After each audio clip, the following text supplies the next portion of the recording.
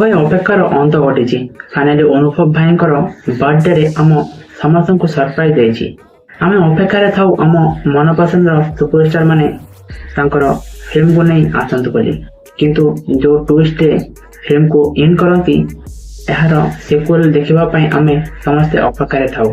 ସେଥିପାଇଁ ଫିଲ୍ମର ଡାଇରେକ୍ଟର ମାନେ ସେଇ ଫିଲ୍ମକୁ ରିଲିଜ କରିବା ଲାଗି ରାତିଦିନ ଏକା କରିଥାଏ, ଖାଲି ଆମମାନଙ୍କୁ ମନୋରଞ୍ଜନ କରାଇବା ପାଇଁ।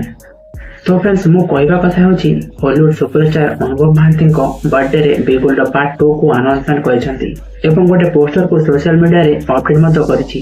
ଆଉ ଚାରିଆଡେ ବିଗୁଲ୍ଡ ସିକ୍ୱେଲ ପାଇଁ ଚର୍ଚ୍ଚା ମଧ୍ୟ ଜୋର ଚାଲିଛି। ଗତ 22 ମାର୍ଚ୍ଚରେ ବିଗୁଲ୍ଡ ପ୍ରଥମ ଭାଗ ମୁକ୍ତିଲାଭ କରିଥିଲା।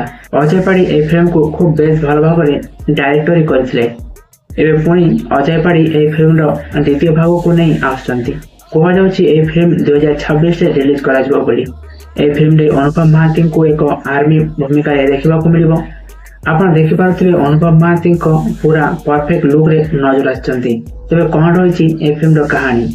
ଆମେ ଏବେ ବିଗୁଲ୍ଡ ପ୍ରଥମ ଭାଗର ଏଣ୍ଡିଂକୁ ଯଦି ନଜର ରଖିବା ତାହେଲେ କାହାଣୀ ପୁରା ୟୁନିକ୍ ହବ ବୋଲି ଆଶା କରାଯାଉଛି। ତ ଫ୍ରେଣ୍ଡସ୍, ବିଗୁଲ୍ଡ ପୋଷ୍ଟରରେ ଲାଗୁଛି ଏ ଫିଲ୍ମର କାହାଣୀ ହରର ଟାଇପର ହିଁ ହବ ଏବଂ ଏଥିରେ ସସ୍ପେନ୍ସ ଆଉ ଥ୍ରିଲ୍ ବି ଦେଖିବାକୁ ମିଳିବ। ଅପେକ୍ଷା ଫିଲ୍ମ ରିଲିଜ ହେବା ଯାଏ।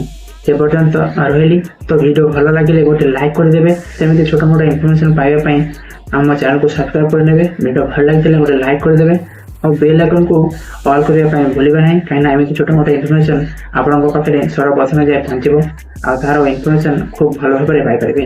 ତ ସେ ପର୍ଯ୍ୟନ୍ତ ରହିଲି। ଜୟ ଜଗନ୍ନାଥ।